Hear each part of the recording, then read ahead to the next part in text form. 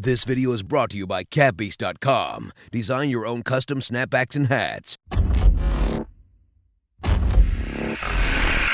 Hello and welcome back to No Bullshit. Brooks here. Today we're talking about Taylor Swift. Tay Swift. Tay-Tay. T-Money. You know, our girl from another world. Taylor Swift recently came out with a new album called Reputation, and there are a few news outlets who are none too happy with her lately. Now, I'll admit, I heard a few of her new songs and I'm not very impressed either. Her new music seems too dark and weird and personal and just not as happy and poppy as she once was, at her best. I mean, I'm not really a pop music kind of guy, but I truly preferred her stuff in her early days, when she had a more country guitar influence. You know, we are never ever ever getting back together. Shit like that. But in recent years, she's been trying to turn into this pop star, and it really hasn't been my favorite, but I digress. The funny thing about this is, most of the criticisms of Taylor aren't really about her new music at all. In a new article from Buzzfeed called Taylor Swift's Persona is Not Built for 2017, they only briefly make a few jabs at her album. The real criticism is that Taylor isn't being as openly liberal enough. Well, they say she needs to get political, but that's code for wanting her to toe the liberal line. The first line of the Buzzfeed article reads, in 2017, Swift is still absenting herself from the cultural conversation while simultaneously trying to center herself in it. And while the absenting herself is true, I don't know about the centering part. Taylor is notably one of the few celebrities who have recently chosen to stay out of politics and social issues, for the most part. And I highly respect her for that, and I think many others do too. How often have you heard me or others say celebrities should stay out of politics? Most of the time when they jump in, they just look like pompous, arrogant assholes who are talking down to their fans. So Taylor choosing to opt out of this drama and stick to making music, that was a smart move. The only way this is gonna center her now is by other people like me who are commending her for doing the right thing, or not doing the left-wing thing. And that's pretty much the whole angle of this Buzzfeed slam on Taylor. They don't like the people who are complimenting Taylor for staying out of politics, namely conservatives and right-wingers like me, who Buzzfeed of course wants to slander as Nazis and white supremacists. It's a basic guilt by association tactic, but Taylor is hardly even associating. I mean, she's not hanging out with these peeps or even mentioning them in passing. I've never seen her in public, but she did ask me out on a date one time on Twitter. I think she saw my face reveal. No, really, Taylor's not associating with any of these people at all. Right-leaning people are just commending her, and BuzzFeed wants to call us all racist. Pretty pathetic. I find this line in the article particularly retarded, but through the lens of a culture, especially a popular culture that involves progressives actively battling white supremacy, Swift is intrinsically linked to whiteness and privilege. Jesus Christ. There's no white supremacy, BuzzFeed. America just has a lot of white people. That's called a white majority, not supremacy. If it was white supremacy, we never would have had a black president, and black and brown people would still be slaves or something. And sure, Taylor is a white person, but is that such a bad thing? You're really just sounding anti-white here, dude. Relax. It's okay to be white, Buzzfeed. Haven't you heard? Next, I came across a little video on Taylor from Melissa A. Fabello that addresses a lot of the same things. For those who don't remember, Melissa Fabello is a ditzy valley girl who works at Everyday Feminism. Let's see what she has to say about Taylor in her video called Dear Taylor, Address Whiteness. Dear Taylor, this is a YouTube series where, through an open letter to you, I, Melissa A. Fabello, discuss social justice topics for other white feminists. I think I can see the white guilt coming from around the corner. If you don't understand these ideas, you belong with me.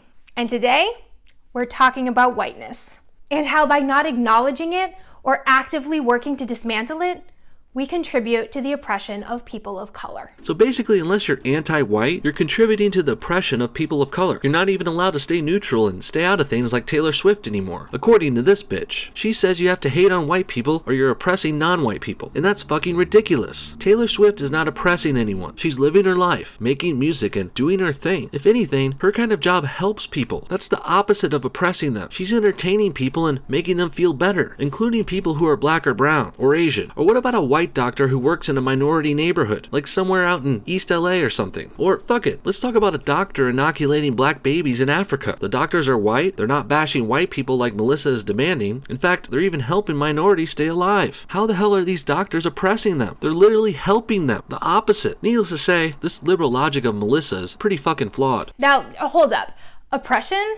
That sounds kind of serious. Isn't oppression like governmental? Doesn't it involve explicit hatred toward and violence against groups? Yes, oppression is prolonged or unjust treatment or control, so Taylor Swift is not oppressing anybody.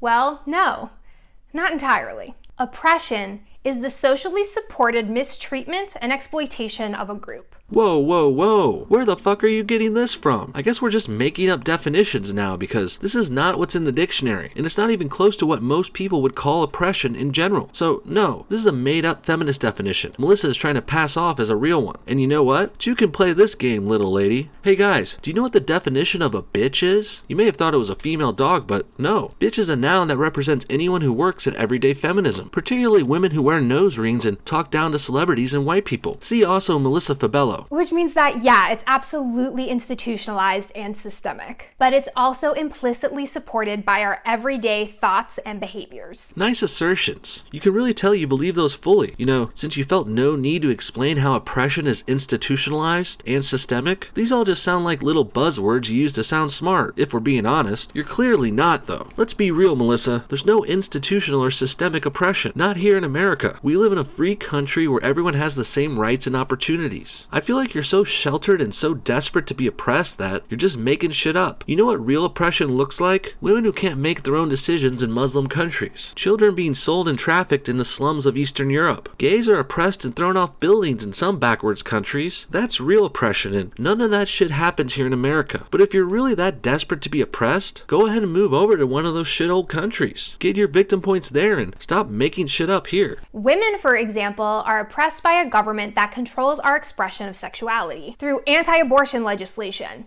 limiting access to other birth control, and making our nipples illegal. Making girls wear clothes in public is hardly oppression, little lady. If we were talking about hijabs that cover your entire face and body, then maybe you'd have a point, but making girls cover up their tits in public is hardly a crime against humanity. Unless your tits look like this. You need to let those things out, baby. Covering those boobies is a crime. But back to Melissa. I mean, what do you really want here, girl? You want girls to be naked and have their tits out in public everywhere? Because then you're gonna get guys with their dicks hanging out too, you know, equality and all. And back to this claim that the government controls women's expression of their sexuality. Anti-abortion legislation and limiting birth control do not oppress women. You can still have all the sex you want. It's just not the government's fault to take care of your pregnancies afterwards. If you get pregnant, that's on you for having unprotected sex. Now, while I'm not necessarily anti-abortion, I'm more of a pro-choice guy, but that doesn't really change anything here. Whether or not abortions are legal doesn't matter. Women are in charge of their own actions and their own pregnancies, not the government and not all of us. And birth control was never going to be made illegal anyway. The discussion on that topic is whether or not the government should be paying for it. And regardless of your thoughts on that, birth control will still be available from doctors and pharmacists. Basically, this dumb Melissa thinks she's being oppressed because she might have to pay for her medications one day, like everyone else. Fucking cheap bastard. But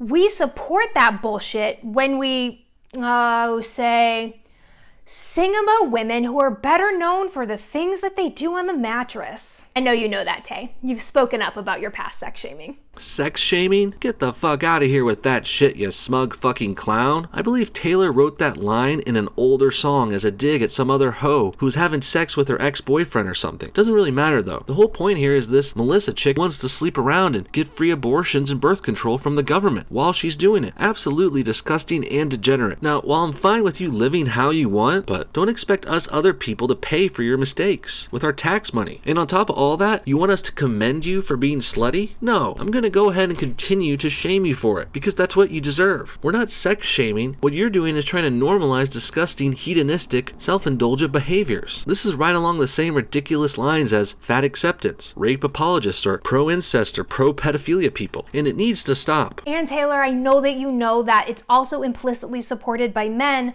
who don't admit that sexism exists or that they benefit from it. Hey bozo, it's cute how you keep addressing Taylor here, but she will never see your video. And how do I benefit from sexism exactly? I've worked hard, went to school, studied, and trained to get to where I am today. Men have to fight for what we got. It's not handed to us because of sexism. Funny how feminists like you think everything a man gets is unearned, while everything women have isn't. I think you're being a wee bit biased here, because I've seen plenty of women handed jobs, money, sex, whatever they want, just for having a vagina. Which brings us back to whiteness. Like how patriarchy, or the ways that men are advantaged by social, economic, and political systems. Putting those words on the screen don't make this wild patriarchy statement any less false. Patriarchy would imply men are propped up in America. They're not. The real patriarchy is in Muslim countries, which, ironically enough, liberals and feminists support. And what about homeless people? I mean, there's a reason why the great majority of homeless people you see are men, because women could shack up with a man and get a place to stay anytime they want. Plus, there's women's shelters out there that take them in, no questions asked. There's no men's shelters. Men get shafted everywhere compared to women. Ever heard of the criminal justice system? Men constantly get screwed over in court, especially when it comes to divorces, settlements, and child custody. Women, on the other hand, get a free pass on everything, like the rampant problem of women teachers taking advantage of their young students and sexually abusing them, a crime which they get away with constantly. Usually the biggest punishment these female rapists get is a slap on the wrist, a fine, or some kind of probation. And if they ever do go to jail, guess what? Women's jails are like cushy summer camps, especially compared to men's. I've seen Orange is the New Black. Oppresses women.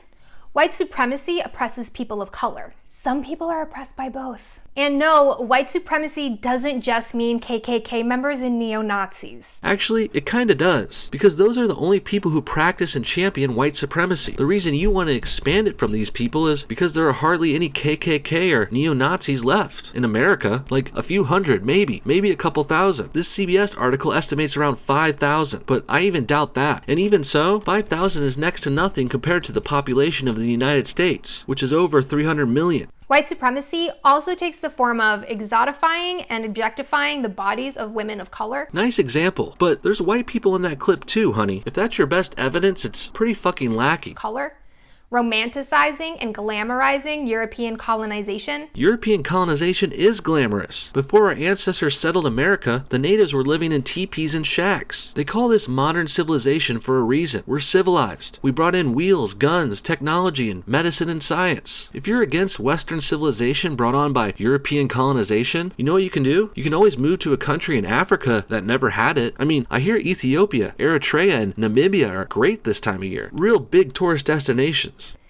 And using white fragility and victimhood to demonize people of color. Those people attacked Taylor, so she clapped back. But I guess Melissa would like white people to just bend over and take it. What a pushover. Whiteness, the valuing of especially white, Anglo-Saxon, Protestant culture to the point of its widespread normalization, is socially constructed, which means that we just made it up. Yeah, we're all whites, born in a white country. I don't really see the problem with that. I think this girl is so white guilt-ridden that she's just accepted this false fact that being white is wrong. It's not, though. I've said it before and I'll say it again. It's okay to be white. We created the idea of whiteness, its superiority, and who gets invited into it. Whiteness is present in our romanticization of Americana.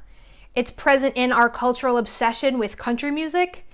It's present in our social understanding of wealth and the American dream. Yeah, well, Americana and our history, our culture and customs are white because this country is white. It was founded by white people, built by white people, run by white people, and expanded to the best country in the world by white people. It would be more strange and messed up if our culture wasn't based on whiteness, a word which shouldn't have the negative connotation you're trying to put on it. Just imagine if America had its culture based on another race, like black or brown. What do you think would happen then? Well, I'm pretty sure this bimbo would still be complaining. She'd say we're culturally appropriating, just like how so many feminists already do claim that about dreadlocks and Halloween costumes. You just can't win with these types. It's all around us, embedded in the fabric of our society. And we even unknowingly celebrate and therefore uphold it all the time.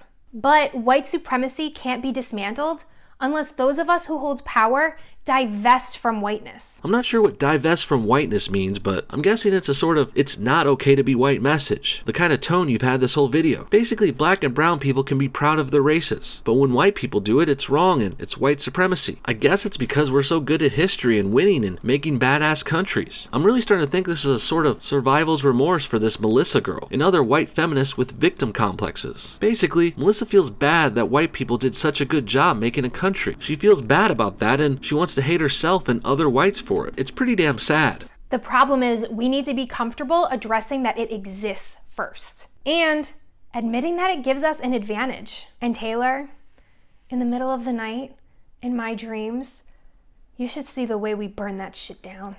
Forever and always, Melissa. Well, Melissa, your video and viewpoints will be terrible, forever and always. I'm sure of it. Not only do you dye your hair and do your makeup like a clown, you also act like one. You're a joke, Melissa. You're riddled with white guilt and survival's guilt. You feel bad when you see a white majority country doing well. You see the minority struggling and your instinct is, like theirs, to blame other people. You're trying to give white people the shaft here because you believe we don't deserve it. We don't deserve what we've won throughout history. Well, here's a newsflash, Melissa. We do deserve it. Like men in modern society, white people throughout history have fought tooth and nail to get where they are today. Shit was never handed over to us. White people didn't cheat or steal their success. We won it fair and square. White people are dominating America for a good reason. The same reason white countries are the best countries in the world. The United States, Canada, Australia, New Zealand, we're all on the top of the list of the best places to live. And that's because we built our nations from the ground up. That colonization you spoke of so negatively has actually been the most positive thing to happen to these continents. White people used our strength, smarts, and skills and technology to make well-developed and thriving democracies, one of which you're enjoying the benefits of today, Melissa. So, in conclusion, I say this again, loud and proud. It's okay to be Taylor Swift, but more importantly, it's okay to be white. What do you guys think? Is Taylor Swift too white? Was BuzzFeed just being butthurt because Taylor Swift didn't jump on the liberal bandwagon? And what do you think about this clown here, Melissa Fabello? Comment your thoughts below, and thanks for watching No Bullshit. See y'all next time. Yeah.